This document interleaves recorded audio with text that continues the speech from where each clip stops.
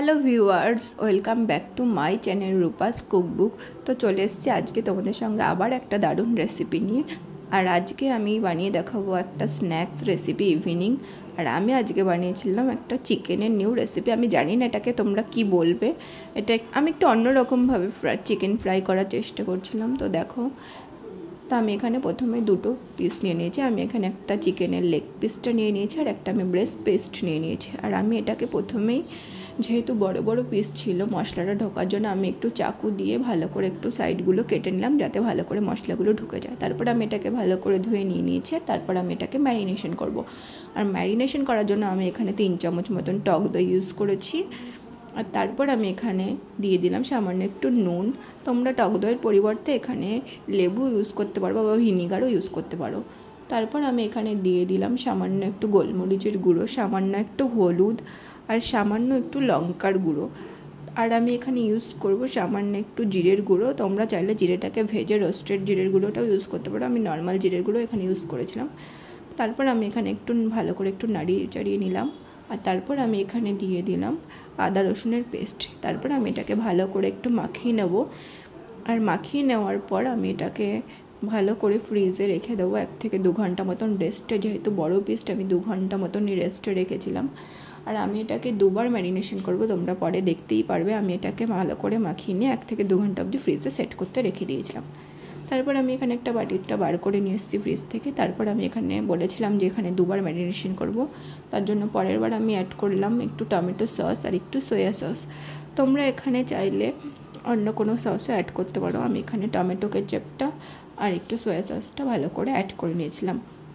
আমি এটা ভাজার আগেই অ্যাড করেছিলাম, তাহলে টেস্টটা একটু ভালো থাকে।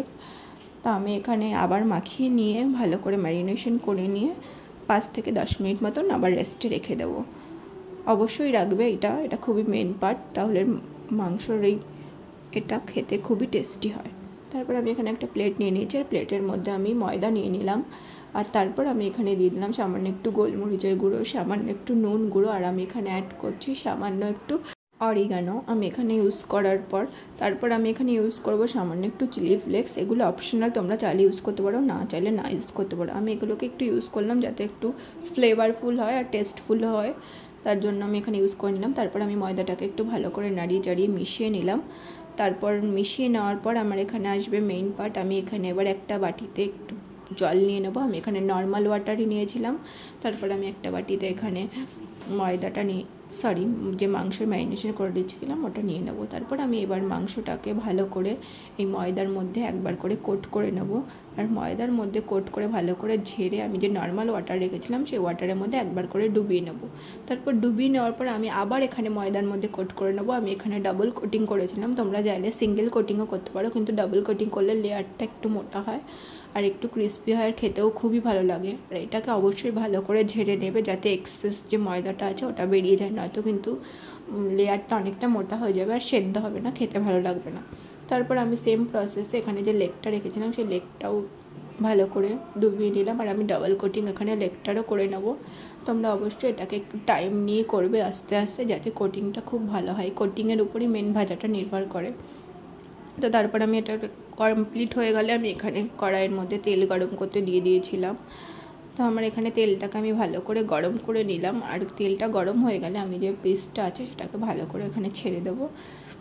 আর ছেড়ে দেওয়ার পর আমি অবশ্যই এখানে গ্যাসের আঁচটা লো টু মিডিয়াম হিটে রাখবো, কারণ একেবারে হাই ফ্লেমে করবে না, তাহলে কিন্তু ভিতরটা সেদ্ধ হবে না আর পুড়ে যেতে পারে, খেতে ভালো লাগবে না। তো আমি এখানে লো করে হালকা করে এখানে গোল্ডেন ব্রাউন ফ্রাই করে নেব। অবশ্যই এখানে একটু হাতে টাইম নিয়ে করবে, তাহলে যাতে টেস্টি হয় আর খেতে ভালো লাগে। তো আমি এখানে একবার ওলট পালট করে নাড়িয়ে চাড়িয়ে নিলাম। এটাকে বেশি নাড়ানোর দরকার নেই, 2বার ওলট পালট করে ভেজে নিলে এটা খেতে খুব টেস্টি হয়ে যায় আর ভাজাটা দেখতেও খুবই সুন্দর লাগে। তো তোমরাও এটা বাড়িতে খুবই সহজে বানিয়ে নিতে পারো, একটা ইভিনিং স্ন্যাক্স হিসাবে ইউজ করতে পারো, আর এটা খেতে খুবই টেস্টি হয়। তো আমাদের দেখো এখানে রেডি হয়ে গেছে ভাজাটা, গোল্ডেন ব্রাউন কালার চলে এসছে। তো তারপর আমি এটাকে একটা প্লেটে সার্ভ করে নিয়েছিলাম। আর তারপর আমি এখানে ইউজ করেছিলাম সামান্য একটু চিকেন পেরি পেরি মশলা। আর মশলাটাকে আমি উপর থেকে একটু ভালো করে ছড়িয়ে নিলাম।